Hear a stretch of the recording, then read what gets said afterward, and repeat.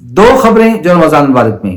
پہلی خبر کہ بھائی دوران اعتکاف ایک 12-13 سال کا بچہ اور دوسرا کوئی بڑا اعتکاف میں بیٹھا ہوا تھا، اس نے اس بچے کے ساتھ جنسی زیادتی کی. دوسری خبر سیالکوٹ کے قریب کسی گاؤں کے اندر کسی علاقے میں جماعت کے ساتھ گئے ہوئے تھے اور وہاں پر جماعت میں جو 12-13 سال کا بچہ تھا اس کو وہاں کے امام مسجد تھے یا کوئی بھی تھے یا ساتھ گئے ہوئے تھے تو انہوں نے اس کے ساتھ جنسی زیادتی کرنے کی کوشش کی. عین وقت پر والد آ گیا لڑکے کا، بچت ہو گئی. السلام علیکم ورحمۃ اللہ وبرکاتہ. بسم اللہ الرحمن الرحیم. قرآن مجید کی ایک آیت ہے سورۃ النور میں اللہ تبارک و تعالیٰ فرماتے ہیں ان الذین یحبون ان تشیع الفاحشۃ فی الذین آمنوا لہم عذاب علیم فی الدنیا والآخرہ. وہ لوگ جو بے حیائی کی باتوں کو، ان چیزوں کو ایمان والوں میں نشر کرتے ہیں، پھیلاتے ہیں، تو ان کے لیے دنیا اور آخرت دونوں جگہ دردناک عذاب ہے. اس آیت کے تحت میں اپنے چینل پہ بہت کم سیکس پہ بات کرتا ہوں، لیکن رمضان مبارک میں دو ایسے واقعات پیش آئے، چاہتا تھا ان پہ بولوں، کہوں، لیکن یہ آیت آڑے آ رہی تھی کہ اس طرح سے بات پھیلتی جا رہی ہے اور ہمارے اکابرین اس سے منع کرتے ہیں. پھر اس طرح ہم بیٹھے ہوئے تھے اور بات چل پڑی تو پھر یہ داعیہ اللہ نے دل میں پیدا کیا کہ آپ کے ساتھ بات شیئر کی جائے. دو خبریں جو رمضان مبارک میں. پہلی خبر کہ بھائی دوران اعتکاف ایک 12-13 سال کا بچہ اور دوسرا کوئی بڑا اعتکاف میں بیٹھا ہوا تھا، اس نے اس بچے کے ساتھ جنسی زیادتی کی. پہلی خبر. دوسری خبر سیالکوٹ کے قریب کسی گاؤں کے اندر کسی علاقے میں جماعت کے ساتھ گئے ہوئے تھے اور وہاں پر جماعت میں جو 12-13 سال کا بچہ تھا اس کو وہاں کے امام مسجد تھے یا کوئی بھی تھے یا ساتھ گئے ہوئے تھے تو انہوں نے اس کے ساتھ جنسی زیادتی کرنے کی کوشش کی. عین وقت پر والد آ گیا لڑکے کا، بچت ہو گئی. بعد میں جو انہوں نے کیا اس فائل کے ساتھ، زیادتی کرنے والے کے ساتھ، یہ جو کریں گے ان باتوں سے ہٹ کے اب آتے ہیں اصل بات کی طرف کہ بھائی جب ڈاکٹر کے پاس ہم جاتے ہیں نا تو ڈاکٹر بیماری کا علاج کر لے. مثال کے طور پہ ہمیں یہاں پہ انفیکشن ہے اور اس انفیکشن کا اس نے علاج کر دیا، اس کو دبایا، اس میں سے گند نکالا، پٹی کر کے بھیج دیا.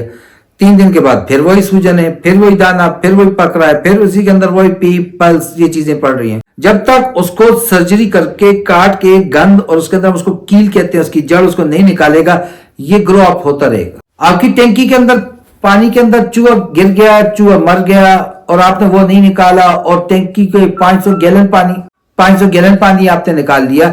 ٹینکی سے پانی پاک نہیں ہوگا جب تک اس مرے ہوئے چوہے کو نہیں نکالے. کچھ ہمارے تبلیغی حضرات کچھ تو واقعتاً درد لے کے ہمارے پیچھے پھر رہتے ہیں کہ حضرت اللہ کے راستے میں نکلیے اپنی اصلاح کے لیے، دوسروں کی اطلاع کے لیے.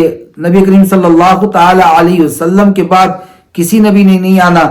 ختم نبوت کے صدقے یہ کار نبوت، دوسروں کو بلائیوں کی طرف بلانا، خود بلائیوں پہ عمل کرنا، دوسروں کو برائیوں سے روکنا، خود برائیوں سے روکنا، اب یہ ہماری ذمہ داری ہے. اب کچھ درد دل سے پیچھے پڑ جاتے ہیں. اب وہ دیکھ رہا ہے کہ میری جان چھوٹی ہے، کہتا ہے جی ایسا ہے کہ میں گھر سے ایک فرد دے دیتا ہوں. اب وہ فرد اس نے کون سے دیا؟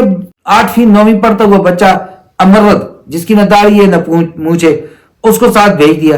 بھائی یہ مذاق ہو رہا ہے. وہ جو میم ہے نا کہ مارو مجھے بھی مارو، بھیج دیتے ہو.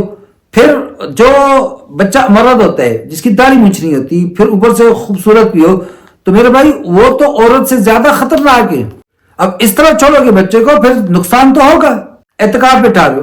اعتکاف میں یاد رکھیے جو شخص یہ نظر مان لے کہ میرا فلاں کام ہو گیا، میں 3 دن اعتکاف بیٹھوں گا، تو اعتکاف کے ساتھ روزے رکھنا بھی اس پر لازم ہے. اعتکاف بغیر روزے کے نہیں ہوتا.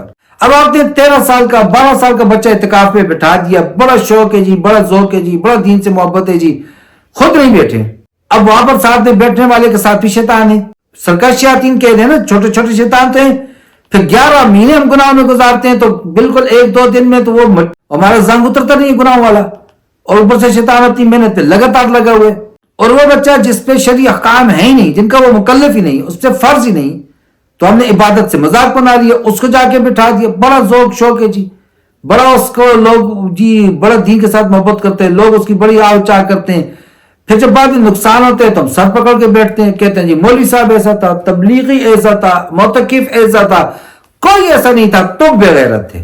ہمارا کزن کہا کرتا ہے کہ اس دور میں سب سے کامیاب والد کون ہے کہ جس سے آپ پوچھیں کہ تمہارا بیٹا کہاں ہے اور وہ آپ کو ایگزیکٹ بتائے کہ سر میرا بچہ کہاں پر ہے. جس کی 24 گھنٹے اپنی شیر والی نظر اپنی اولاد پر. ہم اولاد کو دینداری بھی اتنی سکھا رہے ہیں کہ جو ہمارا فرما بردار بن کرے، باقی اس سے زیادہ نہیں. کئی میں ایسے لوگوں کو جانتا ہوں کہ بچے نے داڑھی رکھی، ماں نے کہا بچے داڑھی بنا کے آ جاؤ، ابھی تمہاری رکھنے کی عمر نہیں ہے. ابھی عمر نہ ہوتی تو اللہ بھی پیدا نہ کرتے. کسی کو داڑھی کے ساتھ پیدا ہوا دیکھا ہے کبھی؟ کسی کو مونچھوں کے ساتھ پیدا ہوا دیکھا ہے؟ جب عمر آئی، جب وہ اس کے قابل ہوا، اللہ نے داڑھی دے دی، اب اس کو پڑھنے دو. نہیں کٹور اس کو. باقی مولوی صاحب آپ اس کو سمجھایا کریں، ہماری بات نہیں سنتا جی، کھانا بھی وقت پہ نہیں کھاتے جی. ادھر مولوی صاحب سے باتیں سنوا رہے ہو، داڑھی رکھنے کا مولوی صاحب کہے تو ابھی عمر نہیں ہے. عجیب تو اللہ پانے تھا آپ لوگوں کا. بہرحال ہم اپنے پوائنٹ پہ واپس آتے ہیں کہ جس وقت ہم اپنے بچوں کو ایسے کام کروائیں گے جس کے وہ مکلف تھے، جس وقت دین کو مذاق بنا لیں گے. خود بیٹھنے کی عمر، ایسا کو بھی جانتا ہوں جی، گھر میں 3 جوان بیٹے موجود ہیں، بالکل ٹھیک ہیں، صحت کے اعتبار سے، ذہن کے اعتبار سے وہ گھر پہ بیٹھے ہوئے ہیں خود بھی. اور ایسا بیٹا جو تھوڑا ذہنی معذور ہے، مجذور ہے، اس کو اعتکاف پہ بٹھا لیتے. کیوں بھائی؟ مسجد چھوڑیے، مسجد سے باہر کو چھوڑیے، وہ محلے کے بھی آدھے تک جا رہے. پوچھا جی، کہتا ہے بھائی یہاں تک تو اعتکاف نہیں ٹوٹتا، دماغ اس کا صحیح نہیں ہے، ایسے کو بٹھا دیا اعتکاف پہ. مذاق ہے بھائی، اللہ کا گھر ہے. اعتکاف تو طلب والوں کو، جس طرح ایک محبوب سے ملنے کے لیے انسان موقع کی تلاش میں ہوتا ہے، یہ تو رب سے ملنے، ملاقات کا، رب سے لینے کا، رب کی عطاؤں کو محفوظ کرنے کا ایک ذریعہ اعتکاف. تو اس کے لیے جس کے اندر طلب ہو جا کر بیٹھے، سر سے ایک بوجھ تو نہیں اتارنا. کسی زمانے میں لوگ ملے نہیں کرتا تھا اعتکاف والا کوئی، اجرت دے کے مزدور کو بٹھایا کرتے تھے. جس محلے میں کوئی نہیں بیٹھ رہا پورا محلہ گناہگار ہو رہے، تو آپ نے ایک نابالغ کو جا کر بٹھا دیا اور پھر اس کے ساتھ ایسا ہو گیا تو پھر مولوی صاحب گناہگار، تبلیغی گناہگار، معتکف گناہگار. خود بے غیرت ہو تو بھائی اپنی ذمہ داریوں کو ادا کرو نا، کیوں دوسروں پہ الزام لگائے جا رہے ہو؟ خود غیرت کرو. تو یہ تب تک ہوتا رہے گا جب تک آپ ٹینکی سے چوہا نہیں نکالیں گے، پانی پاک نہیں ہوگا. جب تک ہم اپنے ذمہ داریوں کو نہیں سمجھیں گے، جب تک ہم اپنے بچے کو سیکس اویئرنیس نہیں دیں گے کہ بیٹا تمہارا استاد بھی تمہیں اپنے ساتھ چمٹا نہیں سکتا، تمہارے اوپر ہاتھ نہیں رکھ سکتا، تمہارے ساتھ اس طرح بیہیو نہیں کر سکتا، انڈر بیلٹ تمہیں والدین تک نہیں دیکھ سکتے، ٹچ نہیں کر سکتے، ایون ود ڈریس اور وداؤٹ ڈریس، کسی بھی حالت میں. تو پھر اس کو یہ اویئرنیس ہم دیتے نہیں، ہم شرماتے ہیں، جھجکتے ہیں. پھر کیا ہوتا ہے؟ وہ بچہ مس یوز ہوتا ہے اور اس کے بعد ہم معاشرے پہ گلہ کرتے ہیں. معاشرے پہ گلہ نہیں کرنا، اپنے گریبان میں جھانکنا ہے.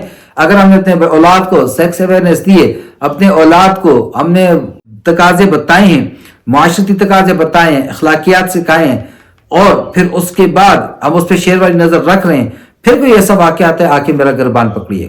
اگر ایسا نہیں ہے تو یاد رکھیے غلطی ہماری اپنی ہے. سب سے پہلے ہم نے اپنے آپ کو سدھارنا ہے. اللہ ہم سب کو سمجھ اور عمل کی توفیق عطا فرمائے. السلام علیکم ورحمۃ اللہ وبرکاتہ.